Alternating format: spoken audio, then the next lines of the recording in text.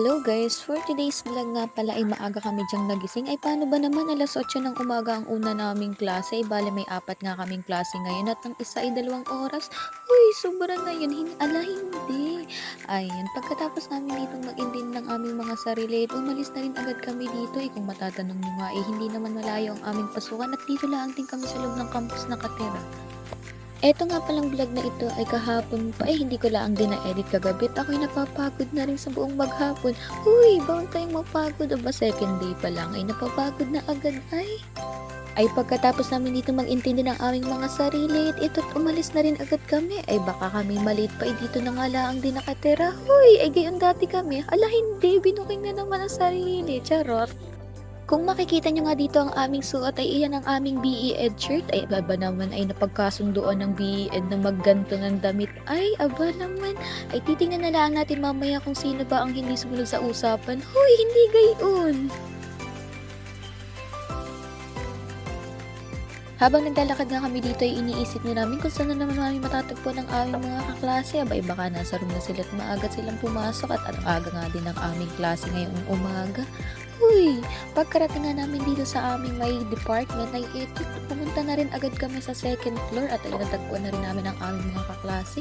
At sa room 203 nga kami ang assign ng aming schedule.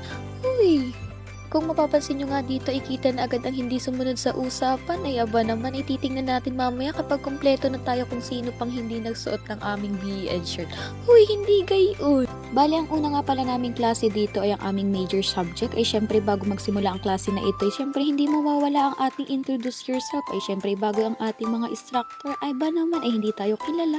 Uy, hindi gayon. Ay siya, pakinggan nyo muna ang sinabi dito ng aming instructor. At ayan, uy, ito na yun. Kunyari aral-aralan.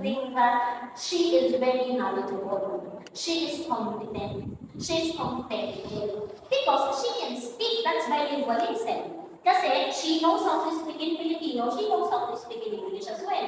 That's bilingualism. You know how to speak two different languages. Okay? So this is very important.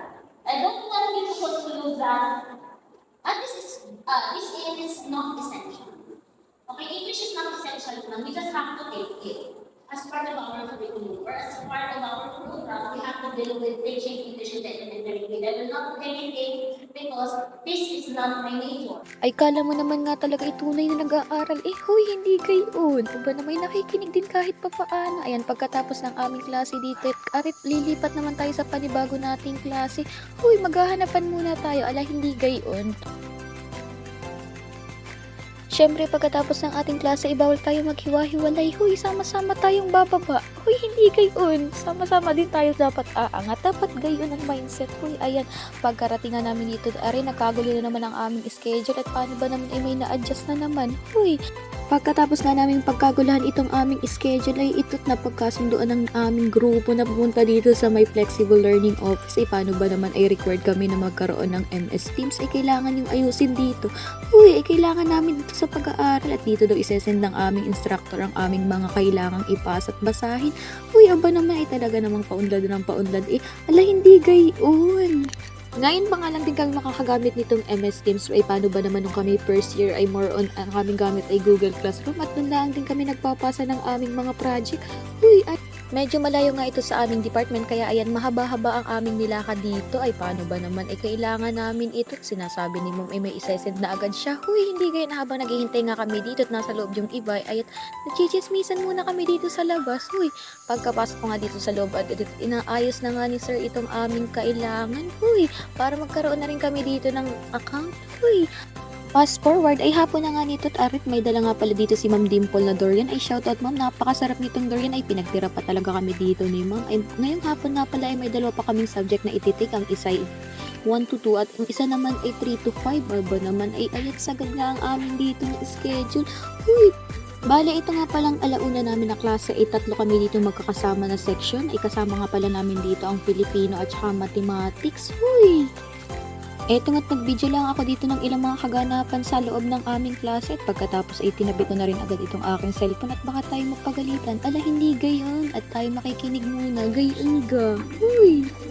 Syempre pagkatapos ng aming klase dito sa unang subject namin ay ito't mga bandang 3:00 na ay hinanap namin ang isa naming instructor at hindi pa nga rin namin kilala ito si ma'am. Ay ngayon lang din namin ito naging professor. Ayan ay pagkatapos namin dito makausap si ma'am at sinabi ay ayan hinahanap niya nga daw kami kahapon. Ay may schedule kasi si ma'am ay hindi namin makita at nasa auditorium nga. Uy hindi gayan ay sabi nga ni ma'am ay dito na lang daw pumunta kaming mga BEd at dito na lang daw magkaklase sa may tourism. Uy!